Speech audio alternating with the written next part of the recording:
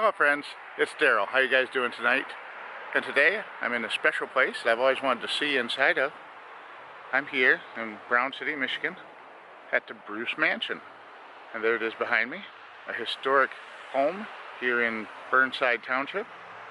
It has a long history and some legends and stories behind it, and we're going to look into some of those tonight. This gentleman's the current homeowner along with his wife. And the house was built in 1876, and the style is what they call Second Empire style architecture.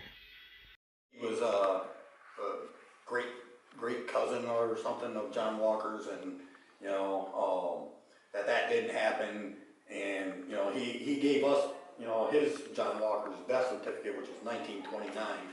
The John Walker that supposedly hung himself, took place in 1926. I don't know, I've done some looking into it, but I can't say for a fact. 2 weeks prior to that fire was the development of the Red Cross. They were just starting out. And, that fire, it consumed most of the thumb of Michigan. It wiped out Bad Axe, it wiped out pretty much everything. And this was one of the few houses that were spared. These last clips were from when he was talking about the legend of the hanging in the tower and the Great Thumb Fire of 1881 that destroyed the area. Mr. Bruce purchased this large plot of land in 1874. It took him 2 years and $5,000 to construct this home, which works out to about $750,000 in today's money, according to the story the homeowner was telling here. It's kind of a nice house, and it looks fancy from the outside. I like these moldings around the door. You can see how they're curved on top instead of squared off. I've never seen moldings done like that on a house before. The floor planking is kind of wide. It surprised me how wide and not finely finished the floor planking is.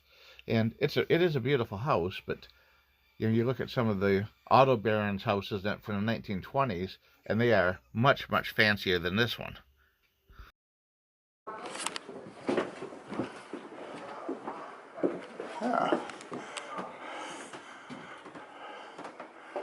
So it's not even really actually a room up there. It's just nope, just a tower. Just a tower.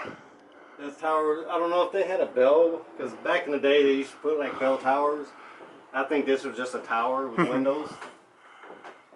But supposedly the rumor is this is where he hung this up. I see. Certainly would work for that. And here's a view out the third floor front window. You can see the gas station on the corner and the intersection of Van Dyke and Burnside Road. All of the rooms up on the third floor seem to be semi-finished. No plaster on the walls, just raw wood siding, unfinished plank wood ceilings. Some lovely old windows, though. And you can see out the arch windows. Those are all original.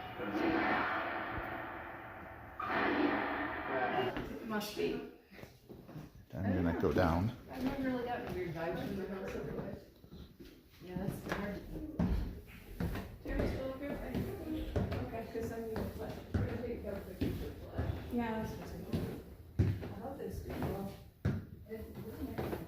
It's not old anymore, huh?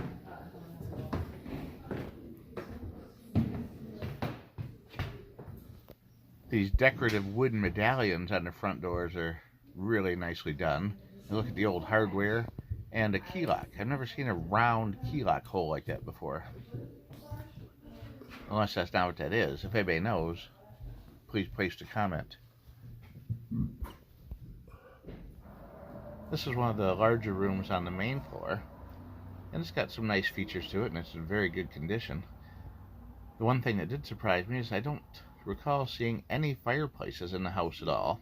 I know there's a big old furnace in the basement, though, that they use. A lot of antique doors, nice plank floors, door hardware. Oops, found this little surprise in the closet. Left over from when it used to be a haunted house. And there's those really wide, curved floor moldings I think are so unique for this. I'm good.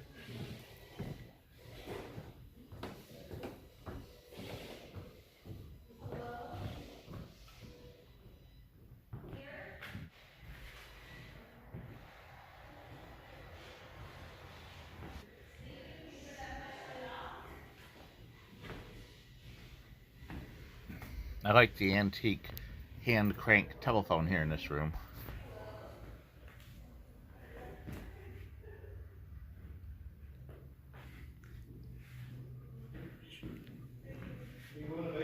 It is nice to see so much of the original woodwork and flooring and that preserved in this old building, and the iron fixture for the heat. Here's a photo of the house back right after it was completed.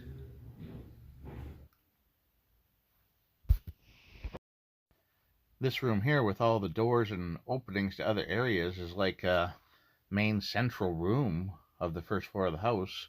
And I guess this is where you come into to go to all the different rooms of the house, because there's multiple doors on every wall. And of course there's a ghost story related to the mirror up here, and seeing an image of a ghost in it at one time. These antique wooden houses are very high maintenance. Lots of time, energy, and money required to maintain their condition. This one had suffered a lot of neglect over the years and was even used as a haunted house attraction at one point. But it was still fun to get in here and see it. There is a Facebook page for the Bruce Mansion, and I was here as part of an organized tour. Please respect the privacy and private property rights of this place. Do not try and enter the building or the property without permission. Check their Facebook page and such for any upcoming tours or information. Thanks for watching, and have a great day.